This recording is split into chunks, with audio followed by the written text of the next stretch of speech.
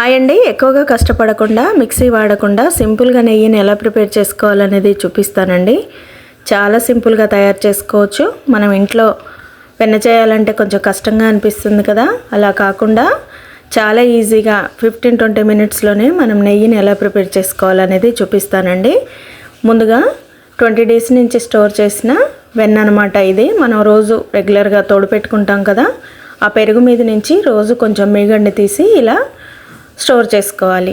Store చేసుకున్న ఈ మీగడని 20 days తర్వాత ఒక 1 అవర్ బిఫోరే బయట పెట్టుకొని ఒక పెద్ద బౌల్ తీసుకొని అందులోకి వెన్ననంతా షిఫ్ట్ చేసుకోవాలి. చేసుకున్న తర్వాత ఒక కవ్వం తీసుకొని వెన్ననంతా విడివిడిగా చేసుకొని ఒకే డైరెక్షన్లో బాగా కలుపుకోవాలి. కలుపుకున్న తర్వాత బాగా చల్లగా ఉన్న వాటర్ని వేసుకొని మళ్ళీ బాగా కలుపుకోవాలి. వెన్న అనేది మనకి బాగా ఫామ్ అయిపోతుంది.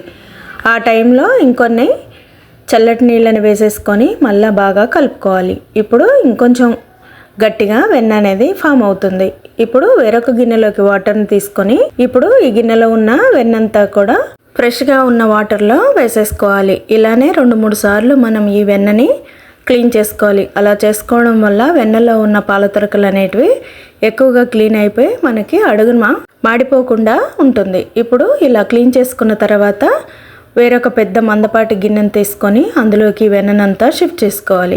చేసుకున్న తర్వాత అదే గిన్నెని స్టవ్ మీద పెట్టుకొని కవ్వంతో ఒకసారి కలుపుకుంటే కవ్వం అంతా కూడా వేడికి క్లీన్ అయిపోతుంది. ఇప్పుడు అది తీసేసి ఒక చెక్క స్పూన్ అలాగా తీసేసుకొని కంటిన్యూస్గా కలుపుకుంటూ పూర్తిగా ఫ్లేమ్ని లోలో పెట్టుకొని గోల్డెన్ బ్రౌన్ కలర్ వచ్చే వరకు మరిగించుకోవాలి. ఇలా గోల్డెన్ బ్రౌన్ కలర్కి వస్తుంది అనే టైంలో ఒక తమలపాకు కానీ ఒక పావు టీ స్పూన్ మెంతులు కానీ వేసేసి మరిగించుకుంటే నెయ్యి కమ్మటి వాసన వస్తుంది, మంచి రుచిగా కూడా ఉంటుంది.